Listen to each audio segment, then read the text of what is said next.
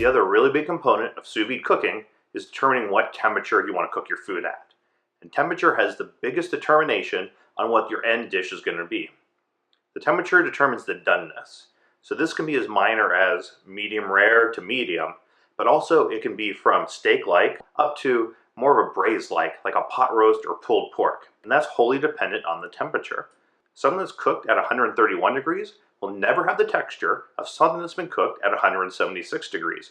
It doesn't matter how long you cook it at 131 and how long you tenderize it. So the temperature really has a drastic effect on what your end result's going to be.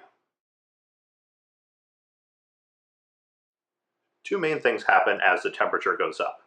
One is you lose a lot more moisture. There was an experiment that showed cooking chicken breasts at 140 and 150 degrees, and almost twice as much moisture came out of the chicken breast at 150 degrees. So to maximize moistness, you want to cook it at the lowest temperature you feel comfortable with. The second thing that happens as the temperature goes up is that it tenderizes more quickly. That means that if you're cooking something at 176 degrees Fahrenheit, you have to cook it for a shorter amount of time than if it was at 131 degrees. And that's because at higher temperatures, more of the meat is breaking down. And the third thing is, as the temperature gets higher, more components of the meat start to break down. Collagen starts to dissolve, fat starts to render, and it changes the texture of the meat. That's where something like pulled pork comes in, that once everything inside starts breaking down, you just have the meat that's left over. If you cook that same pork shoulder at a lower temperature, like 130 or 140 degrees, you're never going to have that same shredding texture of the meat. Because of the vast difference in textures at the different temperatures, the first step in determining your temperature is to figure out exactly what type of dish you're looking for. You need to first determine if you want a steak-like texture or a braised-like texture. Steak-like is similar to a steak. It's something that you would get off the grill or you'd buy at a steakhouse. It has a lot of bite to it and a lot of body. Braised-like is similar to a pot roast or pulled pork, results that used to be achieved through smoking, braising, or other long and slow preparations. Some cuts should only be cooked at steak-like temperatures, such as filet mignon or strip steak. You don't want to go high temperature on those because it's just not going to turn out well. Other things can be cooked at multiple temperatures. Traditionally, there were a lot of things that used to be only cooked at braised-like temperatures, such as a chuck roast or a pork shoulder.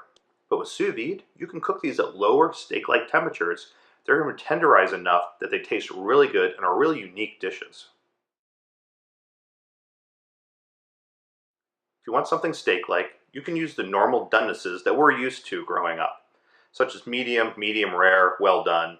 I have a chart below that shows you specific values for those. But it's pretty easy if you've had steak at a steakhouse and you know how you like it there.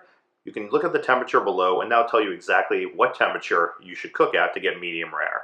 Same thing applies to chicken breasts and pork chops. Normally those are cooked to medium or medium well, and I have those at a table below as well. If it's a tender cut, you're just going to have to heat it through. And that completely depends on thickness, which I have a link to below. And if it's a tough cut, you're going to want to cook it for longer so it can tenderize some. And I have a link to my comprehensive time and temperature charts below that really help you understand how to cook any specific cut of meat. A lot of people argue about small differences in the temperatures, especially for steak-like food. Someone really likes 130, someone else swears by 133, but there's really not that much difference between the different temperatures. I would say every 3 to 5 degrees makes a pretty big difference, but within that range, it's not a big deal. So pick one, try it. If you want to adjust it a little bit, you can adjust it some. But don't worry about ruining a steak or something by being off a degree or two. It's just not going to make that big of a difference. When it comes to braised-like temperatures, there's 3 specific ones that I recommend trying till you get a feel for what you really like. The first is 176 degrees Fahrenheit. At this temperature, the meat's really falling off the bone. It's super shreddable, it's great for pulled pork or ribs that just fall right off when you bite them. The next step down for me is 165 degrees. And at 165, it has a little more body, holds together a little bit more, and it's not quite as shreddable. You can still make shreddable beef and pulled pork and pot roast out of it, but it holds together a little bit more, has a little bit more bite to it. The final temperature that I recommend is 156 degrees. And at 156, it holds together even more, has more bite to it, and you really can't shred it at this temperature, at least not easily.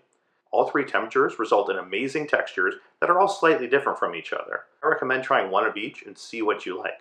I use all three depending on what I'm trying to achieve. If I want a pot roast that's falling apart or pulled pork, I always do 176 or maybe 165.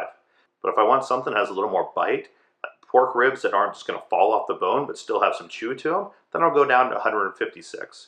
Still is tender, and you're definitely not going to confuse anything that was cooked at 156 for a steak, but it's not going to be this fall apart shreddable that you get at 176. So now you should understand how to look at determining what temperature you want to use. And like I said below, there's a lot of links to give you specifics once you figure out what you're trying to achieve with it. Now you can use these resources to make a great plan of attack to make your next meal amazing.